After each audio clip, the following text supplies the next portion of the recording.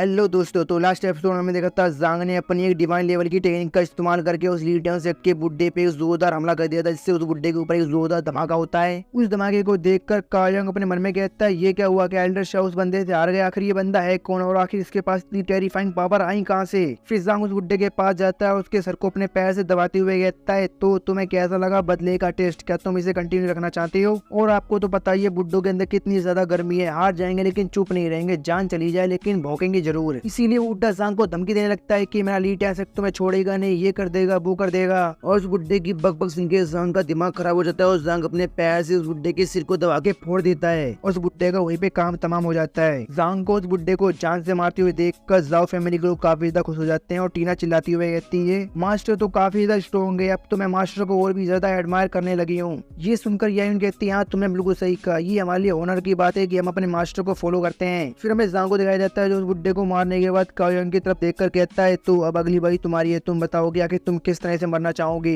ये सुनकर कायोंग इतना ज्यादा घबरा जाता है कि वो जांग को अपना ग्रैंडफादर बना देता है और चिल्लाते हुए कहता है, ग्रैंडफादर जाओ, इमोर्टल जाओ, प्लीज मुझे छोड़ दीजिए, मुझे मारिए, मुझे जाने दीजिए। ये सुनकर जांग उसको जोरदार लात खींच के मारता है और उससे चिल्लाते हुए कहता है, क्या कहा तूने? तुझे जाने दूं? क्या तूने मेरी डिसाइपल को जाने दिया था? तूने मेरी डिसाइपल को इतने लंबे समय तक परेशान किया और तू कह रहा है कि मैं तुझे जाने दूं? मैं तुझे दो चॉइस देता हूँ। सबसे पहली चॉइस की तू अपने हाथों से अपनी जान ले ले, और दूसरी चॉइस है कि तू 3 दिन के अंदर अंदर अपनी काओ फैमिली की आधी प्रॉपर्टी जाओ फैमिली के नाम कर दे, और अगर तूने ऐसा नहीं किया तो मैं तुझे अभी जान से मार दूंगा। ये सुनकर कायोंग चिल्लाती हुई कहता है, सेकंड में सेकंड चॉइस को चूज करता हूँ, मैं 3 दिन के अंदर ही अंदर अपनी काओ फैमिली की आधी प्रॉपर्टी जाओ फैमिली के नाम कर दूंगा। ये सुनकर जांग उसके हाथ को पकड़ कर कहता है, अभी मेरी बात खत्म नहीं हुई है। फिर जांग उसके उस हाथ को तोड़ देता है और उससे कहता है, ये काफी ज्यादा अच्छी बात है कि तुमने सेकंड चॉइस को चूज किया, और सेकंड चॉइस को चूज करने की वजह से मैं तुम्हें मारूंगा तो नहीं, लेकिन मैं तुम्हें टॉर्चर बहुत करूंगा। और जांग उसके पेट पे जोरदार लात मारता है, जिससे उसके मुंह से खून निकलने लगता है और वो वहीं पे बेहोश हो जाता है। और अपनी यंग मास्टर की ऐसी हालत देख के उसके साथ आए हुए बंदे काफी ज्यादा घबरा जाते हैं और चिल्लाते हुए कहते हैं, अब हमें क्या करना चाहिए? यंग मास्टर तो बेहोश हो गए, क्या हम यहाँ से भाग जाएं? और उन लोगों को अपनी जगह पे खड़ा देखकर जांग उन सबसे कहता है, क्या हुआ? तुम लोग खड़े खड़े देख के आ रहे हो, जल्दी से यहाँ पर आओ और अपनी इस बेकार से मास्टर की बॉडी को उठाकर यहाँ से ले जाओ। अगर तुम लोग यहाँ से इसे जल्दी लेकर नहीं गए तो ये कंफर्म मर जाएगा। ये सुनकर वो सारे बंदे कहते हैं, ठीक है हम समझ गए, हम भी अपनी मास्टर की बॉडी को ले जाते हैं। और वो लोग कायोंग की बॉडी को अपने साथ वहाँ से घसीट कर ले जाते हैं। फिर टीना के फादर जांग के पास आकर कहते हैं, इमोर्टल जांग, हमारी मदद करने के लिए आपका बहुत बहुत शुक्रिया, मैं दिल से आपका शुक्रिया अदा करना चाहता हूँ। अगर आज आप नहीं आते तो पता नहीं मेरी फैमिली का क्या होता, मैं आपका जितना ज्यादा शुक्रिया अदा करूँ उतना ही अदा कम है। जांग कहता है, नहीं आपको मेरे साथ ज्यादा पोलाइट होने की कोई जरूरत नहीं है, आपकी बेटी मेरी डिसाइपल, इसलिए मेरा फर्ज बनता है कि मैं आपकी मदद करूँ। फिर हमें 3 घंटे बाद का सीन दिखाया जाता है, हमें लीडियन सेक्ट को दिखाया जाता है। लीडियन सेक्ट के अंदर ली बू, शीशिया और कुमू के जो टोकन होते हैं वो टूट जाते हैं। ये देखकर लीडियन सेक्ट के सेक्ट मास्टर काफी ज्यादा गुस्सा आ जाता है और वो खड़ा होकर चिल्लाते हुए कहता है, ये सब क्या है? हमारी लीडियन सेक्ट ने अपने 3 एल्डर्स को खो दिया, वो भी एक ही दिन में, आखिर ऐसा क्या हो सकता है? ये किसने किया है? ये सुनकर वहीं पे खड़ा एक एल्डर कहता है, सेक्ट मास्टर मैंने कुछ लोगों को भेजा था इस बारे में इन्वेस्टिगेशन करने के लिए, और इन्वेस्टिगेशन करने के बाद मुझे पता चला है कि हमारे तीनों एल्डर्स को एक ही इंसान ने जान से मारा है, और वो है जांग, जो कि टियांगन सेक्ट का एक पीक मास्टर है। टियांगन सेक्ट का नाम सुनकर सेक्ट मास्टर को काफी ज्यादा गुस्सा आ जाता है और वो चिल्लाते हुए कहते हैं, फिर से टियांगन सेक्ट, मैं इस बार टियांगन सेक्ट को नहीं छोड़ूंगा।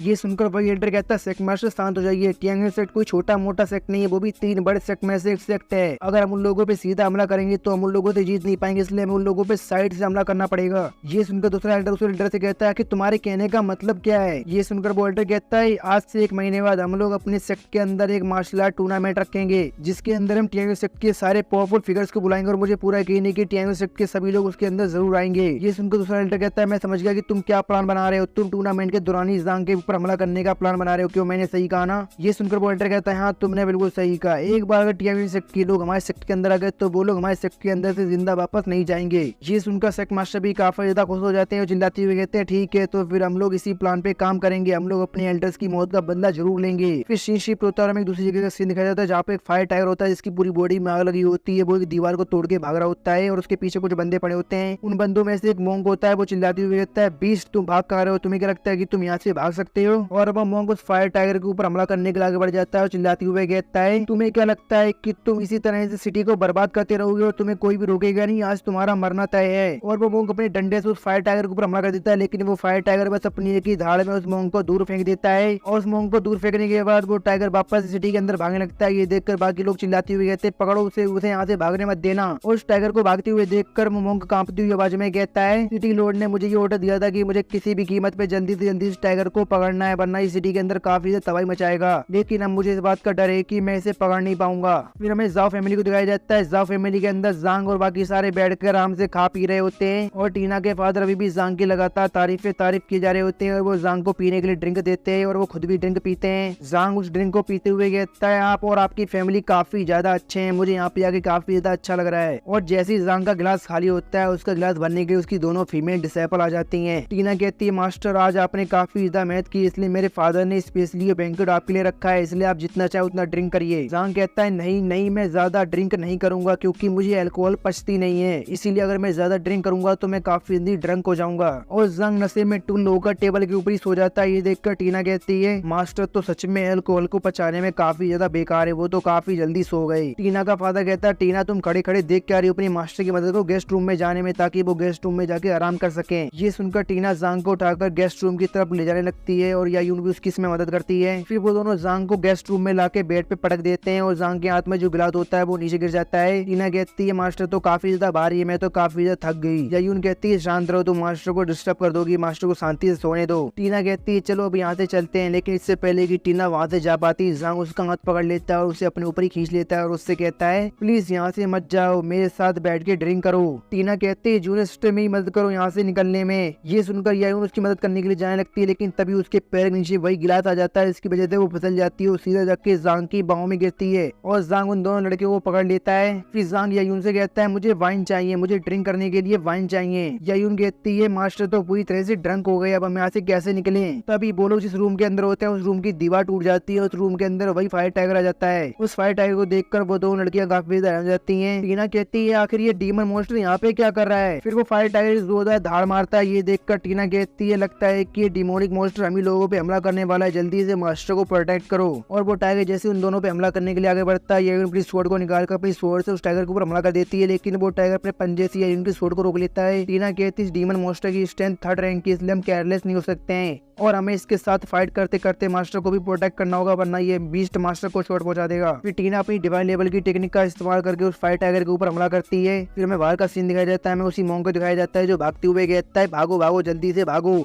हम उस डीमन मॉन्स्टर को यहाँ से भागने नहीं दे सकते हैं। वो लोग अभी भाग ही रहे होते हैं कि वो डीमन मॉन्स्टर अंदर से सीधा बाहर आके गिरता है। ये देखकर वो मॉन्क काफी ज्यादा हो जाता है और चिल्लाते हुए कहता है क्या ये सब क्या हो रहा है। फिर यायून और टीना भी घर के अंदर से बाहर आ जाते हैं। टीना कहती है इस डीमन मॉन्स्टर ने मेरे घर को तोड़ दिया, लगता है ये मरना चाहता है। फिर वो डीमन मॉन्स्टर दोबारा से उन दोनों पे हमला करने के लिए आगे बढ़ता है, लेकिन वो उन दोनों पे हमला नहीं करता है बल्कि उन्हें क्रॉस करके आगे चला जाता है और वो जांग पे हमला करने के लिए आगे बढ़ जाता है। ये देखकर यायून कहती है ये सही नहीं है, वो तो मास्टर की तरफ जा रहा है, अगर हमने उसे अभी नहीं रोका तो वो मास्टर को चोट पहुंचा देगा, हम उसे मास्टर को चोट नहीं पहुंचाने दे सकते हैं। फिर यायून अपने पास से एक डिवाइन लेवल का तिलिस्मन बाहर निकालती है और यायून उस तिलिस्मन को उस टाइगर की तरफ फेंक देती है और वो तिलिस्मन सीधा जाके उस टाइगर से टकराता है, जिससे वहाँ पे जोरदार धमाका होता है और बस एक ही धमाके के साथ उस टाइगर का काम तमाम हो जाता है। उस धमाके की वजह से जांग की नींद भी खुल जाती है और इतने बड़े धमाके को देखकर वहाँ पे खड़े हुए सारे लोग काफी ज्यादा हैरान जाते हैं और चिल्लाते हुए कहते हैं ये तो एक डिवाइन लेवल का तिलिस्मन है। एक डिवाइन लेवल का तिलिस्मन किसी के लिए भी सबसे ज्यादा खास ट्रेजर हो सकता है और इन लोगों ने इसका ऐसे इस्तेमाल कर दिया, ये लोग तो काफी ज्यादा खतरनाक है, लगता है कि ये दोनों औरतें इमोर्टल्स हैं। यायून कहती है मेरी किस्मत काफी ज्यादा अच्छी थी कि मुझे मास्टर ने डिवाइन लेवल का तिलिस्मन दिया था, अगर मास्टर ने मुझे वो डिवाइन लेवल का तिलिस्मन नहीं दिया होता तो आज जो होता उसके बारे में हम सोच भी नहीं सकते हैं। और टीना और यायून को देखकर वो मॉन्क अपने मन में कहता है ग्रेट इमोर्टल्स, लगता है कि यहाँ पे ग्रेट इमोर्टल्स आ गए, लगता है कि अब हम बच जाएंगे। फिर वो मॉन्क टीना और यायून के पास जाकर कहता है मैं सोंग आप दोनों इमोर्टल्स को रिस्पेक्ट देता हूँ, आप लोग काफी ज्यादा पावरफुल है, आप लोगों ने डिमोनिक मॉन्स्टर को जान से मार दिया, वरना वो सिटी के अंदर और भी ज्यादा तबाही मचाता।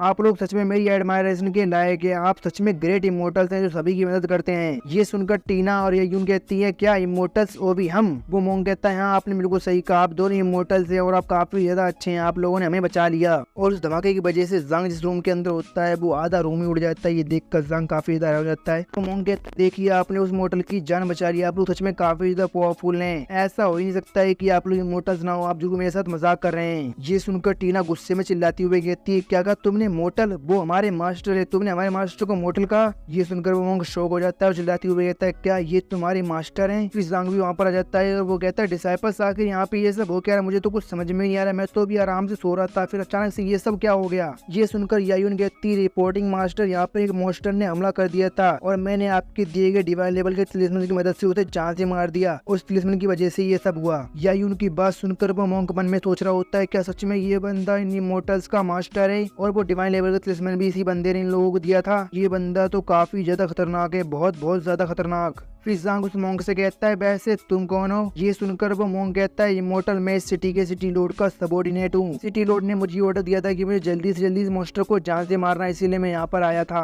ज़ांग कहता है क्या सिटी लॉर्ड? लेकिन मैं तो उनके बारे में कभी नहीं सुना। ये सुनकर वो मोंग कहता है इमोर्टल्स क्या आप इस सिटी के सिटी लॉर्ड से मिलना चाहते हैं? वैसे भी सिटी लॉर्ड इस समय काफी ज्यादा प्रॉब्लम में मॉन्स्टर्स की वजह से, और मैं उम्मीद करता हूँ कि आप जैसे इमोर्टल्स हमारी मदद जरूर करेंगे उन मॉन्स्टर से निपटने में। अभी रिसेंटली एक 5th रैंक का मॉन्स्टर सिटी के अंदर घुस गया जिसने काफी ज्यादा तबाही मचाई है और वो काफी ज्यादा पावरफुल, इसलिए हम उसे रोक भी नहीं पा रहे हैं। और अगर आप जैसे इमोर्टल्स हमारी मदद करेंगे तो हमें उस 5th रैंक के मॉन्स्टर से डरने की कोई बात नहीं, हम उसे काफी आसानी से जान से मार देंगे। तभी ज़ांग के पास सिस्टम की तरफ से नोटिफिकेशन आती है, इसमें लिखा होता है होस्ट के लिए नया डिसेबल मिला है और वो डिसेबल इस सिटी की सिटी लॉर्ड। आपको जल्दी से जल्दी सिटी की सिटी लॉर्ड को अपना डिसेबल बनाना होगा। ये पढ़ के ज़ांग अपने मन में कहता है ओहो एक और नया डिसेबल। फिर वो मोंग ज़ांग से कहता है इमोर्टल्स प्लीज हमारी सिटी की मदद करिए, हमें आपकी मदद की काफी जरूरत है। अगर आपने हमारी मदद नहीं की तो हमारी पूरी सिटी बर्बाद हो जाएगी, प्लीज हमारी मदद करिए उस मॉन्स्टर से निपटने में। ये सुनकर ज़ांग मुस्कुराते हुए कहता है क्यों नहीं, मुझे अपनी सिटी लॉर्ड के पास लेके चलो, मैं उनकी मदद जरूर करूंगा। ये सुनकर वो मोंग काफी ज्यादा खुश हो जाता है और चिल्लाते हुए कहता है बहुत बहुत शुक्रिया आपका इमोर्टल्स हमारी मदद करने के लिए। फिर हमें सिटी लॉर्ड के मॉन्स्टर को दिखाया जाता है, इसके अंदर काफी ज्यादा रश लगा होता है, मतलब काफी सारे मिनिस्टर फनिस्टर वही सब लोग होते हैं और वो आपस में बकवास किए जा रहे होते हैं कि हमें उस 5th रैंक के मॉन्स्टर पे ध्यान देने की कोई जरूरत नहीं है, लोगों को मरने दो, हम उनका कुछ नहीं कर सकते हैं। फिर हमें सिटी की सिटी लॉर्ड को दिखाया जाता है, इसका नाम होता है ज़ांग कियाओ। उन सबकी बकवास सुनकर सिटी लॉर्ड चिल्लाती हुए कहती है तुम सब लोग अपनी बकवास करना बंद करो।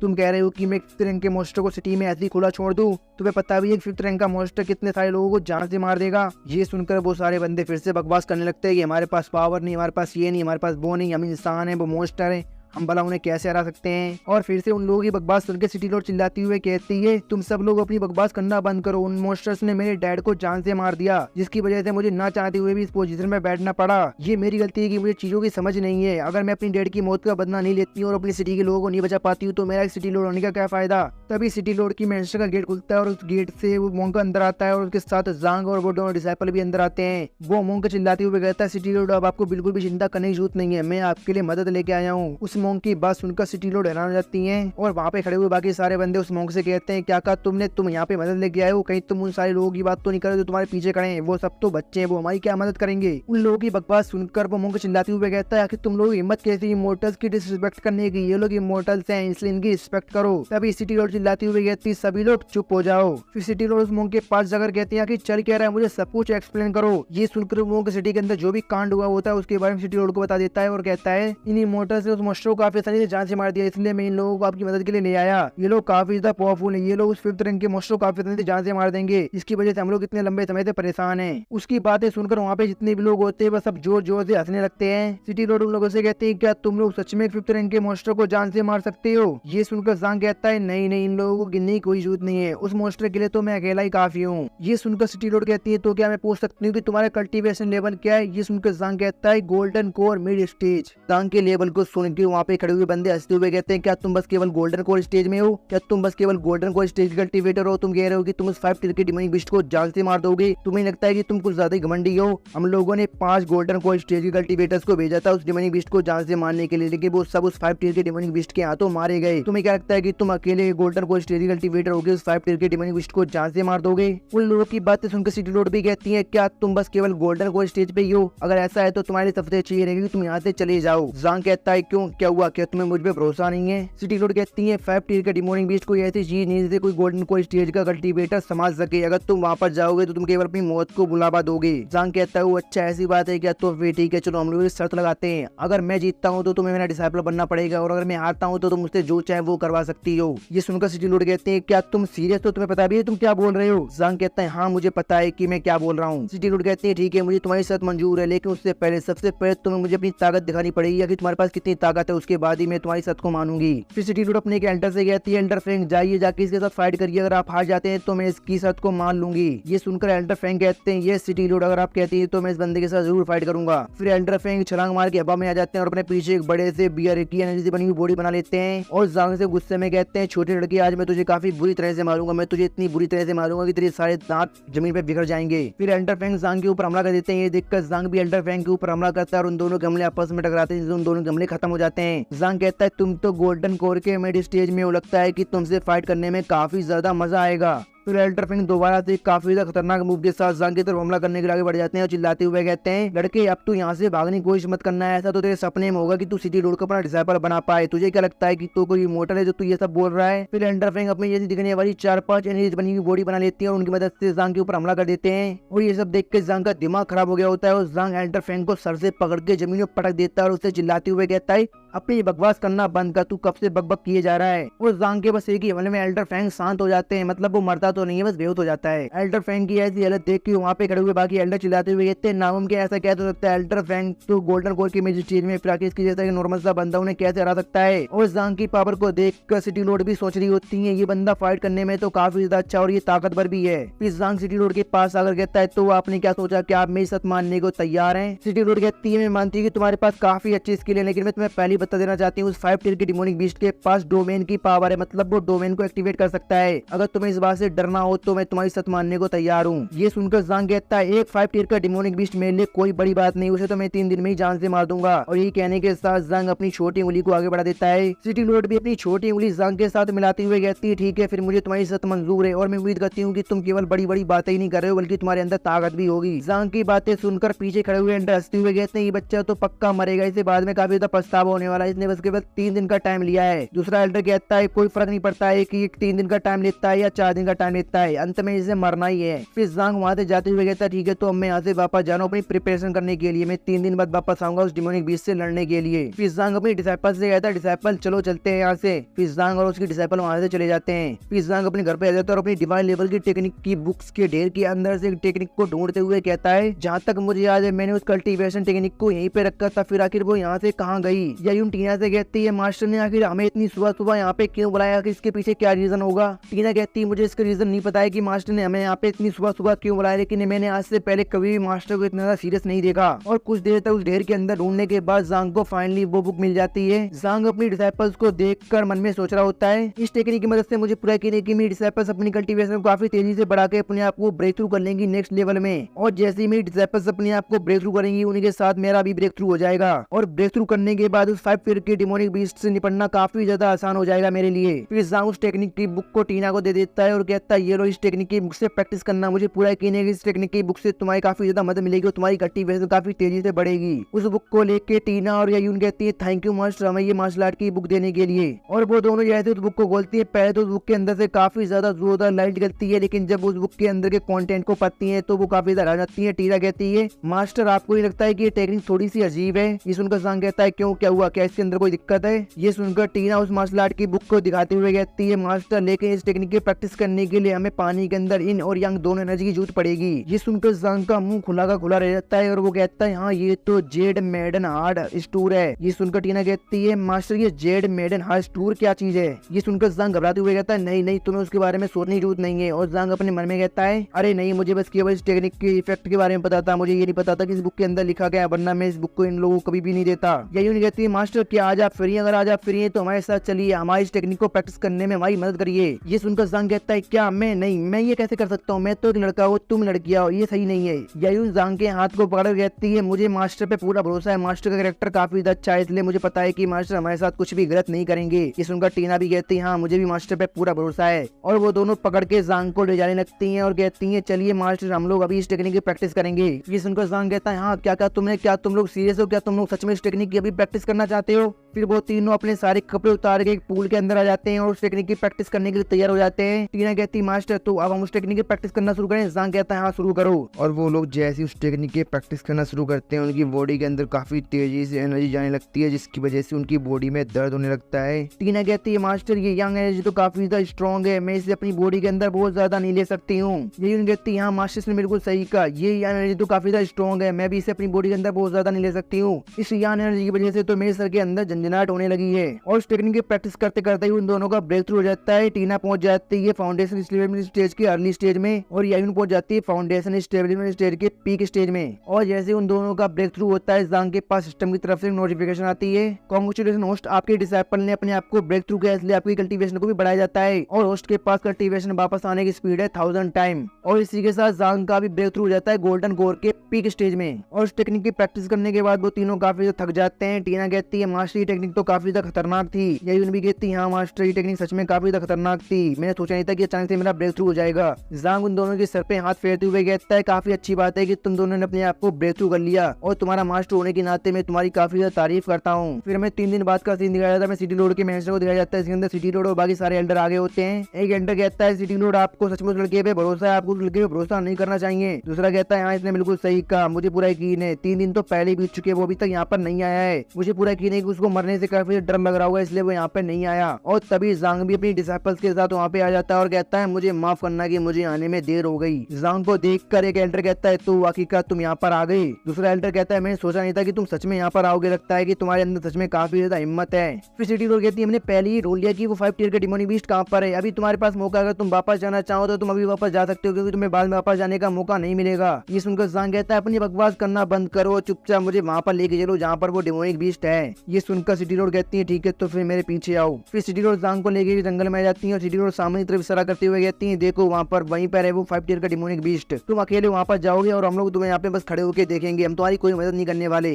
ये सुनकर जांग वहाँ से जाते हुए कहता ठीक है मैं समझ गया, मैं जल्दी जाता हूँ, इस डिमोनिक बीस्ट को मार के वापस जल्दी आता हूँ। जांग को वहाँ पर जाते हुए देख कर एक एल्डर कहता लगता है कि इस बंदे को मरने की काफी ज्यादा जल्दी है। दूसरा एल्डर कहता है मैं तुमसे सच लगाता हूँ कि ये बंदा उस डिमोनिक बीस्ट के हाथों बस 1 ही मिनट में मारा जाएगा, नहीं ये केवल 10 सांसों के अंदर उस डिमोनिक बीस्ट के हाथों मारा जाएगा। फिर हमें जांग को दिखाया जाता है वो उसी जगह पे आ जाता है जहाँ पे वो 5 टियर का डिमोनिक बीस्ट होता है। वहाँ पे पहले से ही काफी सारे बीस्ट मरे पड़े होते हैं। ये देखकर जांग कहता है हाँ यहाँ पर तो पहले से ही काफी सारे डिमोनिक बीस्ट मरे पड़े हैं, आखिर वो 5 टियर का डिमोनिक बीस्ट कहाँ पर है। फिर हमें उस 5 टियर के डिमोनिक बीस्ट को दिखाया जाता है जो 2 पैरों पर चलने वाला बीस्ट होता है और वो किसी और बीस्ट को मार के उसका मांस खा रहा होता है। जांग को महसूस करके वो 5 टियर का डिमोनिक बीस्ट जांग की तरफ मुड़ के देखता है। ये देखकर जांग कहता है वो आखिरकार मैंने तुम्हें ढूंढ लिया। और जांग को वहाँ पर देखकर वो 5 टियर का डिमोनिक बीस्ट तुरंत जांग के ऊपर हमला कर देता है। ये देखकर जांग उस डिमोनिक बीस्ट के ऊपर हमला कर देता है और चिल्लाते हुए कहता है आज तो तुम्हें मेरे हाथों मरना ही पड़ेगा, क्योंकि अगर मैं तुम्हें नहीं मारूंगा तो मुझे मेरी नीड डिसाइपल नहीं मिलेगी, इसलिए तुम्हें तो आज मरना ही पड़ेगा। और वो 5 टियर का डिमोनिक बीस्ट अपने पंच से जांग के ऊपर हमला करता है, लेकिन जांग उसके पंच को डोज दे देता है। ये देखकर वो 5 टियर का डिमोनिक बीस्ट हैरान हो जाता है। फिर जांग उस डिमोनिक बीस्ट के सामने आ जाता है और अपने हाथ में भी पावर को इकट्ठा करते हुए कहता है तो तुम एक 5 टियर के डिमोनिक बीस्ट हो, चलो देखते हैं कि तुम कितने ज्यादा पावरफुल हो। और जांग अपने हाथ से उस 5 टियर के डिमोनिक बीस्ट की छाती पे हमला करता है और जांग बस अपने हाथ के एक ही हमले में उस 5 टियर के डिमोनिक बीस्ट की छाती को फाड़ देता है। ये देखकर वहाँ पे खड़े हुए बाकी सारे एल्डर चिल्लाते हुए कहते हैं ए देखो जरा, तुमने देखा क्या उस बंदे ने उस 5 टियर के डिमोनिक बीस्ट को इंजर्ड कर दिया, हमने इतने सारे लोगों को भेजा लेकिन कोई बंदा उस डिमोनिक बीस्ट के पास तक नहीं जा पाया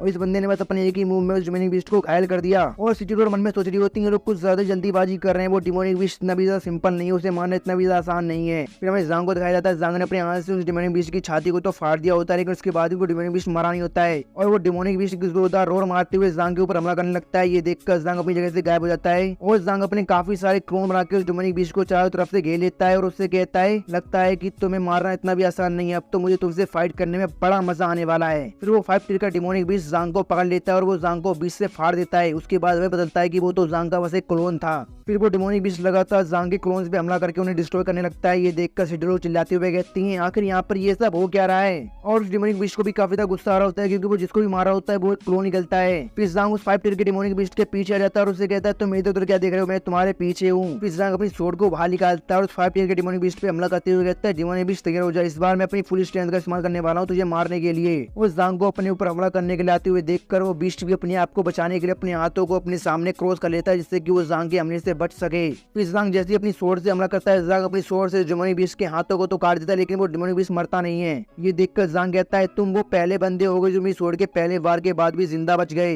लेकिन ये अभी खत्म नहीं हुआ है और जांग अपनी डिवाइन लेवल की टेक्निक का इस्तेमाल करता है जिससे वो काफी सारे रॉकेट जैसे हमले उस बीस्ट की तरफ करता है और रॉकेट जैसे हमलों की वजह से उस बीस्ट की बॉडी में काफी सारे छेद हो जाते हैं और इस वजह से उस डिमोनिक बीस्ट को काफी ज्यादा गुस्सा आता है और वो एक जोरदार रोर मारता है और एक रोर के साथ ही उसके कटे हुए हाथ वापस से रीजनरेट हो जाते हैं और वो जांग की स्वॉर्ड को पकड़ लेता है। ये देखकर जांग भी हैरान हो जाता है। फिर वो 5 टियर का डिमोनिक बीस्ट अपने डोमेन को एक्टिवेट करता है और जांग भी उसके डोमेन के अंदर आ जाता है और डोमेन को एक्टिवेट करने के बाद उस बीस्ट की पावर बढ़ जाती है और वो बीस्ट एक जोरदार रोर मारते हुए जांग पे दोबारा हमला करने के लिए आगे बढ़ जाता है। ये देखकर जांग कहता है तो ये होता है एक डोमेन और इसकी मदद से तुम्हारी पावर कुछ समय के लिए काफी ज्यादा बढ़ गई है, क्यों मैंने सही कहा ना। फिर वो डिमोनिक बीस्ट अपने पंच से जांग के ऊपर हमला करता है लेकिन जांग उसके पंच को डोज कर देता है। ये देखकर वो डिमोनिक बीस्ट अपने दूसरे हाथ से जांग के पेट में जोरदार पंच मारता है जिससे जांग डोमेन से बाहर जाके गिरता है। फिर जांग खड़ा होकर कहता है तो इसका मतलब है कि डोमेन की मदद से तुम्हारी अटैक करने की स्पीड भी काफी ज्यादा बढ़ जाती है, ये तो काफी ज्यादा इंटरेस्टिंग है। फिर वो 5 टियर का डिमोनिक बीस्ट दोबारा से जोरदार और मारते हुए जांग के ऊपर हमला करने के लिए आगे बढ़ जाता है। ये देखकर जांग कहता है अगर ऐसी बात है तो अब मेरे पास और कोई रास्ता नहीं बचा है, इसलिए मुझे इसका इस्तेमाल करना पड़ेगा। फिर जांग अपने पास से उसी पपिट पेपर मैन को निकालता है जो उसे सिस्टम से रिवॉर्ड के तौर पर मिला था रोटी ड्रॉ करने पर, और ये भी एक डिवाइन लेवल का ट्रेजर है। और जांग उस पपिट पेपर मैन की मदद से एक बड़े से फायर मोस्टर को वहाँ पे समन कर लेता है और उस मोस्टर से कहता है ये है मेरा ट्रम्प कार्ड। और इसी के साथ ये एपिसोड खत्म होता है। और इसी के साथ मैंने इसके सारे चैप्टर जितने भी अब तक रिलीज होते हैं मैंने वो सारे एक्सप्लेन कर दिए हैं। अब इसके नए चैप्टर आएंगे तो मैं उन्हें एक्सप्लेन कर दूंगा, तब तक इंतजार करिए और वीडियो देखने थैंक यू और मैं मिलते हैं किसी और वीडियो में, तब तक के लिए बाय बाय।